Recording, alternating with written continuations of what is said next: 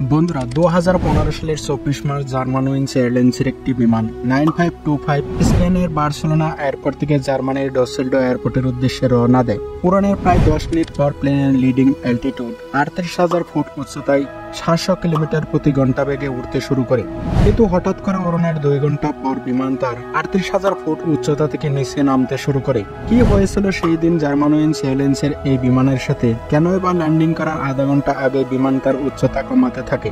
আর কি কারণেই বা মেন পাইলট ককপিটের বাইরে চলে যায়? কেনই বা যাত্রীরা বুঝে উঠতে পারছিল না যে প্লেন সময়ের আগে দ্রুত নিচের দিকে নেমে যাচ্ছে? আর তারপর তখনই শুরু হয় জীবন মরণের পরবর্তী 11 মিনিটের সংঘর্ষ। বন্ধুরা 2015 সালের 24 মার্চ সকাল 10টায় 1 মিনিটে বিমান রানওয়েতে তার সমস্ত যাত্রী নিয়ে উড়ানোর জন্য একেবারে প্রস্তুত ছিল। আড়াই ঘন্টা পর বিমান তার গন্তব্যে পৌঁছার কথা ছিল। তাই ঠিক রানওয়ে থেকে উড়ে যাওয়ার 10 মিনিট পর প্লেন তার লিডিং অ্যালটিটিউড 38,000 ফুট উচ্চতায় উড়তে শুরু করে। যখন বিমান তার নির্দিষ্ট উচ্চতায় পৌঁছে যায় তখন কো-পাইলট অ্যান্ডার্স বারবার মেন পাইলট প্যাট্রিককে বলতে শুরু করে যে যদি তিনি বাথরুমে যেতে চান যেতে পারেন, সে যে কোনো মুহূর্তে বিমান সামলানোর জন্য প্রস্তুত আছে। কিন্তু মেন পাইলট তার কথা বারবার এড়িয়ে যাচ্ছিল। প্লেনটা বার্সেলোনা থেকে রওনা হওয়ার প্রায় 2 ঘন্টা অতিক্রম করে গিয়েছিল আর 30 মিনিট পরে প্লেন তার গন্তব্যে ল্যান্ড করবে। এই জন্য পাইলট প্যাট্রিক প্লেনে অ্যানাউন্স করে দেয় যে বিমান সেই সময় 38,000 ফুট উচ্চতায় উঠছে আর বাইরের আবহাওয়া একেবারে পরিষ্কার। তাই কিছুক্ষণ পর ল্যান্ডিং এর জন্য প্রস্তুতি নেওয়া হবে। আর তারপর মেন পাইলট প্যাট্রিক টয়লেটে যাওয়ার জন্য প্রস্তুত হয়। আর এখান থেকেই শুরু হয় শেষ 11 মিনিটের মৃত্যুযাত্রা। সেই সময় প্লেন অটো পাইলট মোডে ছিল। পাইলট ককপিট থেকে বেরোনোর আগেই কো পাইলট অ্যান্ডার্সকে বিমান সামলানোর দায়িত্ব দিয়ে ওয়াশরুমে যাওয়ার জন্য ককপিট থেকে বেরিয়ে আসেন। মেন পাইলট বাইরে বেরোতেই অ্যান্ডার্স ককপিটের দরজা ভিতর থেকে ম্যানুয়ালি লক করে দেয়। তারপর তিনি 38,000 ফুট থেকে সোজা 100 ফুট উচ্চতায় বিমান নিয়ে আসার জন্য অটো পাইলট মোডে সেট আপ করে দেয়।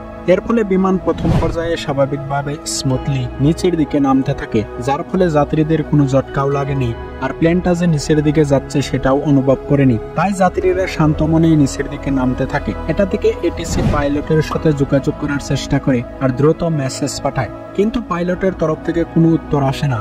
আর অন্যদিকে মেন পাইলট ওয়াশরুমে থাকাকালীন অবস্থায় বুঝে গিয়েছিলেন যে বিমানটা দ্রুত গতিতে নিচের দিকে নেমে যাচ্ছে। এই জন্য তিনি দ্রুত বাইরে বেরিয়ে আসেন আর ককপিটের দরজা খোলার চেষ্টা করেন, কিন্তু অদ্ভুতভাবে ককপিটের দরজা কিছুতেই খুলছে না। এরপর পাইলট দরজায় ধাক্কা দেয়, কিন্তু ভেতর থেকে কোনো উত্তর মেলে না। এই জন্যই মেন পাইলট কোনো দুর্ঘটনার আশঙ্কায় ভয় পেয়ে যায় আর জোরে জোরে দরজায় ধাক্কা দিতে থাকে। তারপর বিমানের বাকি ক্রু মেম্বাররাও ককপিটের সামনে চলে আসে আর সমস্ত ক্রু মেম্বাররা অ্যান্ডার্সকে ডাকতে থাকে, কিন্তু তখনও ভেতর থেকে কোনো সারা শব্দ পাওয়া যাচ্ছিল না।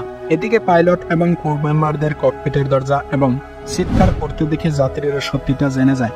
আসলে ককপিটের ভিতর থেকে দরজা আটকে দেওয়া হয়েছিল এবং প্লেনটা দ্রুত গতিতে নিচের দিকে নামিয়ে নিয়ে যাওয়া হচ্ছিল। তারপর আর কি, হঠাৎ করে গোটা বিমানে চাঞ্চল্যকর পরিস্থিতির সৃষ্টি হয়ে যায়। প্রত্যেক যাত্রীরা চিৎকার আর কান্নাকাটি শুরু করে দেয়। অন্যদিকে বিমান তার নির্দিষ্ট গতিতে দ্রুত নিচের দিকে নামতে থাকে। এভাবে 6 মিনিট পার হয়ে গিয়েছিল। তখন পর্যন্ত বিমানের ককপিটের দরজা খোলা যায়নি এবং প্লেনটাকেও নিচে নিয়ে যাওয়ার হাত থেকে রক্ষা করতে সম্ভব হয়নি। সময় দ্রুত গতিতে এগিয়ে যাচ্ছিল আর বিমানও তত দ্রুত গতিতে নিচের দিকে নেমে যাচ্ছিল।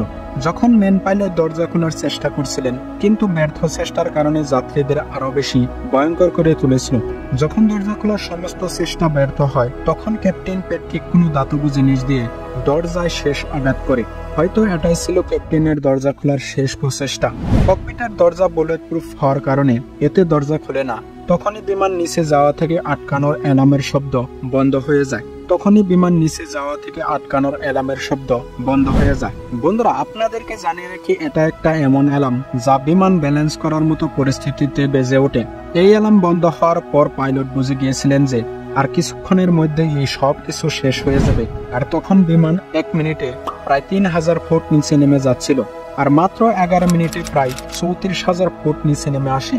এই ঘটনা ঘটার মাত্র 50 সেকেন্ড আগে পাইলট দরজা খোলার জন্য একটা শেষ প্রচেষ্টা করে আর প্লিজ ওপেন দ্য ডোর বলে কাঁদতে থাকে, কিন্তু এটাতেও তাকে নিরাশ হতে হয়। তারপর প্রায় ঘন্টায় 700 কিলোমিটার বেগে বিমান অ্যালপস পর্বতে ধাক্কা খায়। পাহাড়ের সাথে ধাক্কা খেতে বিমানটা উপরের অংশ উড়ে যায় আর ধাক্কাটা এতই বিধ্বস্ত ছিল যে তদন্তের সময় বিমানের কিছু অংশ এবং লাশের টুকরো 2 কিলোমিটার দূরে পাওয়া গিয়েছিল।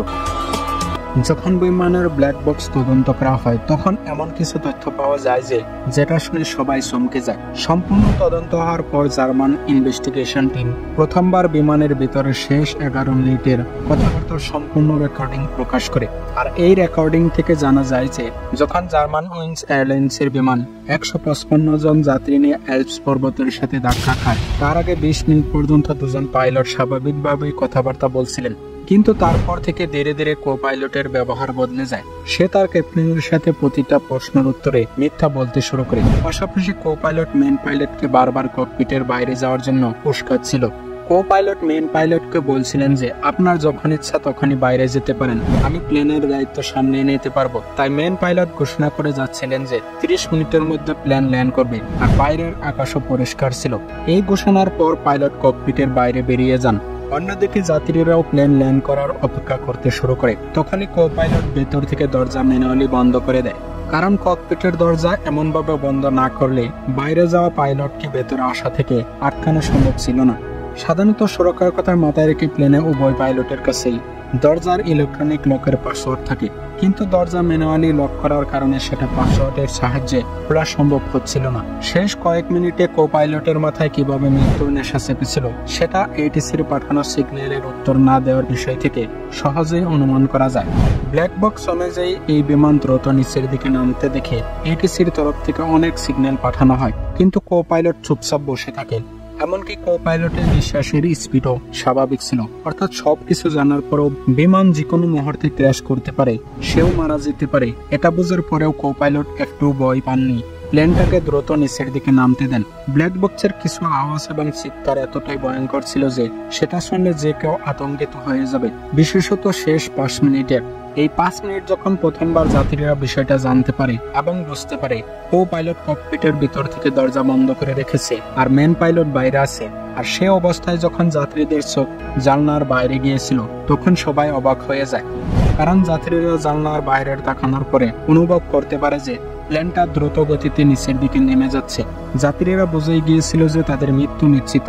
তারপর আর কি, গোটা বিমানে জোরে জোরে চিৎকার আর কান্নার আওয়াজ গম গম করতে থাকে। আর এই চিৎকার তখনই থামে যখন বিমানের ডান পাখা অ্যালপস পর্বতের সাথে ধাক্কা খায়। একটা জোরদার বিস্ফোরণের আওয়াজ আসে আর তারপর সবকিছু শেষ হয়ে যায়। সব যাত্রীদের শরীর লাশে বদলে যায়। ঘন্টায় 700 কিলোমিটার গতিতে ধাক্কা খেতে বিমানের বাইরের অংশ উড়ে যায় এবং তারপর বিমানের বাকি অংশও পাহাড়ের সাথে ধাক্কা খায়। সংঘর্ষটার এতই বিশাল ছিল যে বিমানের ধ্বংসাবশেষ এবং যাত্রীদের লাশের টুকরা প্রায় 2 কিলোমিটার দূরে ছিটকে যায়। কো পাইলট অ্যান্ড্রেস বিমানের দায়িত্ব নেওয়ার 11 মিনিটের মাথায় অ্যান্ড্রেসের প্রাণ সহ 144 জন যাত্রী এবং 6 জন ক্রু মেম্বারের প্রাণ কেড়ে নেয়। বন্ধুরা, এই ভিডিওতে আজকের মতো এটুকুই। ভিডিও ভালো লাগলে চ্যানেলটি অবশ্যই সাবস্ক্রাইব করবেন। তো দেখা হবে পরের ভিডিওতে।